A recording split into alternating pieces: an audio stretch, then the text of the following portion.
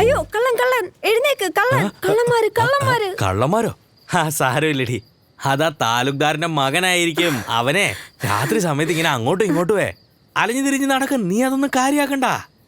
പക്ഷെ ഇത് വേറെ കള്ളന്മാരാണെങ്കിലോ? അല്ലടി, നമ്മുടെ വീട്ടിലോട്ട് കള്ളന്മാരും വരത്തില്ല, കൊള്ളക്കാരേ വരത്തുള്ളൂ. അങ്ങനെ അവര് വരുമ്പോ അവര് നിന്നെയും കൂടെ പൊക്കിക്കൊണ്ട് അങ്ങോട്ട് പോകും കേട്ടോ. ഓ, ഇതൊരു ബുദ്ധിമുട്ട് തന്നെയാ. ഇനി ഇവിടെ എന്തൊക്കെ സീൻ കാണണോ ആവോ.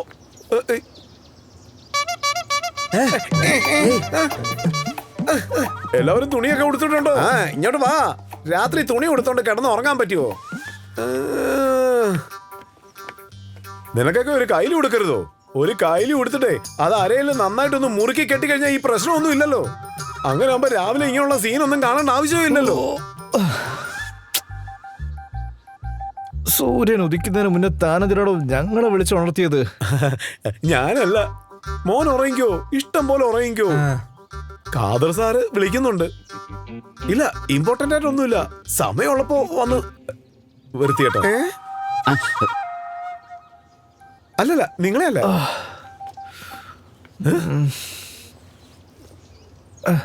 അച്ഛൻ എന്നെ വിളിക്കുന്നുണ്ട്.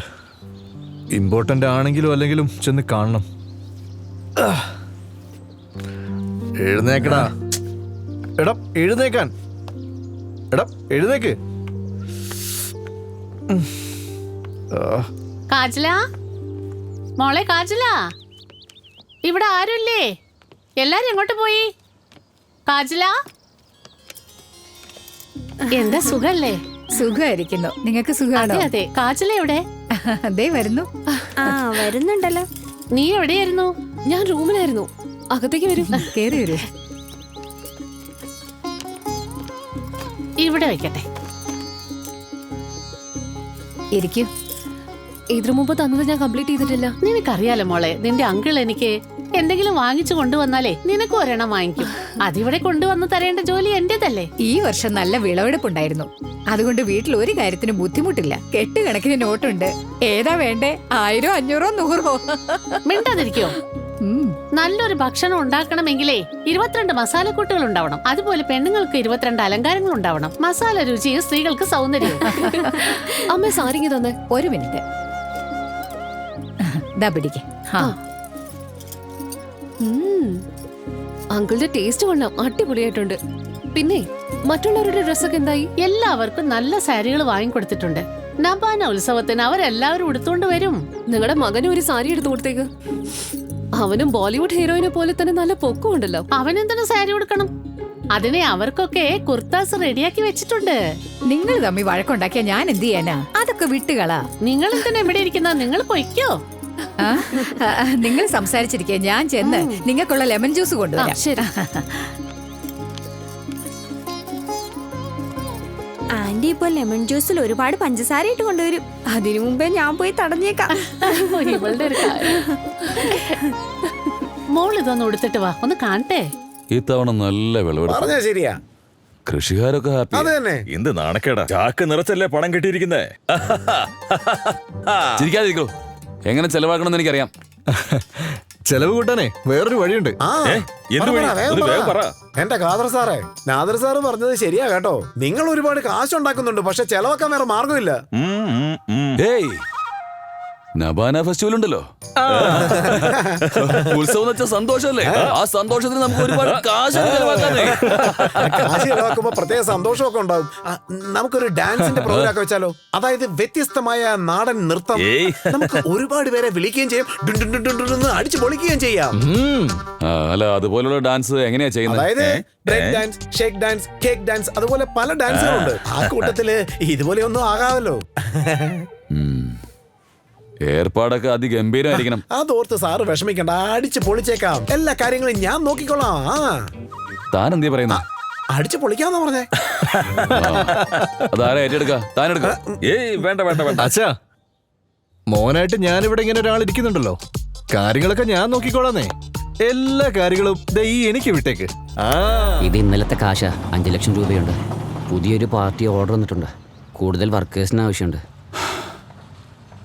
ഈ കാശ് കൊണ്ട് ബാങ്കിൽ ഡെപ്പോസിറ്റ് ആയി ബാങ്കിലിടുന്നതാണ് നല്ലത്. വന്ന ഓർഡറെല്ലാം കറക്റ്റ് സമയത്ത് ഡെലിവറി ചെയ്യണം. ആ സർ. ഓർഡറൊക്കെ കറക്റ്റ് സമയത്ത് ഡെലിവറി ചെയ്യണമെന്ന് പറഞ്ഞത് മനസ്സിലായോ? അതെ സർ. ആ പിന്നെ ഒരു കാര്യം, ബിസിനസ്സിൽ വാക്കായിരിക്കണം, അതാണ് പ്രധാനം. മനസ്സിലായോ? അല്ലേ അനിയ? അതെ അതെ അതെ അതെ. ആ ശരി ശരി ചെല്ലു ചെല്ലു ചെല്ലു. ബദലയ്ക്ക് പോലും ഇപ്പൊ ജോലിയുണ്ട്, ജോലിക്കാർക്കും ജോലിയുണ്ട്. പക്ഷെ നമുക്ക് മാത്രം ഒരു ജോലിയില്ല. അല്ലല്ല, അതെന്താ അങ്ങനെ പറഞ്ഞേ?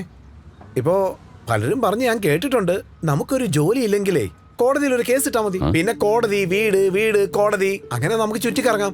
നിങ്ങൾക്ക് രണ്ടുപേർക്കും നല്ലൊരു ജോലിയാകും. നിങ്ങൾ പരസ്പരം കേസ് കൊടുക്ക്, അത് നന്നായിരിക്കും. അല്ല അഡ്വൈസറെ, നിങ്ങളെ കൂടെ കൊണ്ട് നടക്കുന്നതിൽ ഒരു പ്രയോജനമില്ല. താനിത് എന്തൊക്കെയാണോ പറഞ്ഞത്? ഞങ്ങൾ തമ്മിൽ തെറ്റി പിരിയണമെന്നാണോ നീയൊക്കെ ആഗ്രഹിക്കുന്നേ? എന്റെ പേര് അത് വീണില്ല സാറേ. നിങ്ങളെ ശത്രുതയായിട്ട് കണ്ടാൽ അത് ശത്രുതയാ, അല്ലെങ്കിൽ ഒന്നും തന്നെ ഇല്ല. എടോ അഡ്വൈസർമാരെ, കോർട്ടും കേസൊക്കെ ശത്രുത കൂട്ടേയുള്ളൂ, ഒരിക്കലും സൗഹൃദം കൂട്ടില്ല. അല്ലേട്ടാ, ജനങ്ങള് പാമ്പിനെ പോലും വളർത്തുന്നതായിട്ട് കേട്ടിട്ടുണ്ട്. പക്ഷെ നമ്മുടെ കൂടെ ഉള്ളത് 2 ഡൈനോസർമാരാ. ഇത് നമ്മളെ കടിച്ചു കൊല്ലുകയൊന്നുമില്ല, വെട്ടി വിഴുങ്ങത്തേ ഉള്ളൂ. ഒരു മിനിറ്റ് ഞാൻ പറയുന്ന കേക്ക്. വളർത്തുമൃഗങ്ങളെ ചിലപ്പോ പാല് കൊടുത്ത് വളർത്തേണ്ടി വരും, അല്ലാതെ പാവയ്ക്കല്ല കൊടുക്കേണ്ടത്. അതും ശരിയാ. ദാ ഇങ്ങോട്ട് നോക്ക്, കാര്യങ്ങൾ കൃത്യമായിട്ട് പറ. ശരി, ഞാൻ പറയാം. അതായത് നിങ്ങൾ രണ്ടുപേരും ചേർന്ന് പരസ്പരം ഒരു തമാശന് വേണ്ടി കേസ് കൊടുക്കുകയാണെങ്കിലേ, അല്ലല്ല, ഒരു തമാശന്, വെറുതെ തമാശ, 2 ലോയേഴ്സിനെ ഹയർ ചെയ്താൽ മാത്രം മതി. അങ്ങനെ കുറച്ച് കാശ് നമുക്ക് ചെലവാക്കുകയും ചെയ്യാമല്ലോ.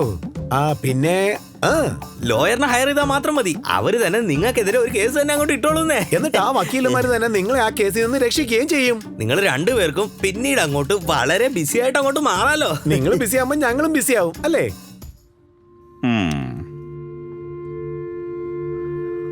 ഇത് കൊള്ളാലേ. ഇതിനെക്കുറിച്ച് നമുക്കൊന്ന് ആലോചിച്ചാലോ? എന്നോട് ഒന്നും തന്നെ പറയാതെ പെട്ടെന്ന് ഇൻഫോർമേഷൻ ഒന്നുമില്ലാതെ പെട്ടെന്ന് ഇങ്ങനെ എന്തെങ്കിലും കാര്യം കാണുമായിരിക്കും. വന്നോ?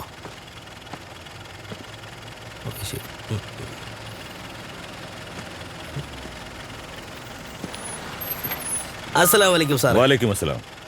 സാറേ, നിങ്ങൾ കാലത്ത് ഇറങ്ങിപ്പോയല്ലേ? ഞാൻ രാവിലെ ഒരു ഗുഡ് മോർണിംഗ് പറയാന്ന് വെച്ചപ്പോ നിങ്ങൾ ആരും അവിടെ കണ്ടില്ല സാറേ. ഇത്രയും നേരം അവിടെ കാത്തിരുന്നിട്ട് നിങ്ങൾ എവിടെ പോയെന്ന് ഒരു പിടിയും കിട്ടില്ല. നീ കിടന്നുറങ്ങുന്നത് ഞാൻ കണ്ടതാ. ജീവിതത്തിൽ സന്തോഷം തരുന്ന 2 കാര്യങ്ങളേ ഉള്ളൂ, ഉറങ്ങുന്നതും തൂറുന്നതും.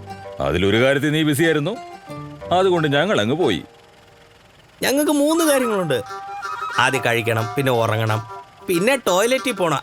ഇത് 3 കാര്യമേ ഉള്ളൂ സാറേ. സാർ, നിങ്ങളിപ്പോൾ ഉത്തരം പറഞ്ഞില്ലെങ്കിൽ അത് നെഗറ്റീവായി പോകും. നിങ്ങളിപ്പോൾ എങ്ങോട്ടാ സാറേ പോണേ? ഞാൻ എൻ്റെ ചേട്ടനുമായിട്ട് ഒരു ഡിസ്കഷന് പോവാ. അദ്ദേഹത്തിന്റെ കൂടെയോ? അപ്പൊ നിങ്ങൾ എന്നെ യെസ് എന്നൊന്നും പറയാൻ അനുവദിക്കില്ലല്ലേ? അപ്പൊ ഇത് അത്രയും പ്രധാനപ്പെട്ട മീറ്റിംഗ് അല്ലേ? അല്ല, ഞാൻ കാരണം ഒരു ശല്യം ഉണ്ടാവത്തില്ല സാറേ.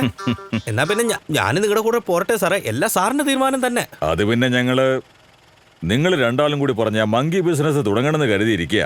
പക്ഷേ നിങ്ങൾ അതിന് മങ്കീസ് അല്ലല്ലോ സാറേ. പിന്നെ എന്തിനാ ഞങ്ങളുടെ കയ്യിൽ നിന്ന് അഡ്വൈസ് നിങ്ങളങ്ങോട്ട് എടുത്തത്? ഇത് ഞാൻ പറഞ്ഞല്ല, എന്റെ ഏട്ടൻ പറഞ്ഞതാ. ചേട്ടൻ പറഞ്ഞ പിന്നെ അതിനപ്പുറം ഞാനൊരു വാക്ക് പറയില്ല. അത് ശരിയാ സാറേ. നിങ്ങൾ തമ്മിലുള്ള ആ സ്നേഹവും മര്യാദയും ഒക്കെ കാണുമ്പോൾ എനിക്ക് വളരെ സന്തോഷമാണ് സാറേ. അടിപൊളിയാ. ഈ കാലത്ത് സ്വന്തം അച്ഛനും മക്കൾക്കും പോലെയുള്ള ഒരു ജനറേഷൻ ഗ്യാപ്പ് പറയണ്ടെന്നാ? അല്ല, 2 ലോയേഴ്സിനെ കൂട്ടിക്കൊണ്ടുപോവാ. നമുക്കൊരു മീറ്റിംഗ് ഉണ്ട്. നല്ല വക്കീലിനെ കൊണ്ടുപോവാ. നല്ല വക്കീല് വേണം. വണ്ടിയെടുക്ക്. നല്ല 2 വക്കീലന്മാര്. നല്ല 2 വക്കീലന്മാര്.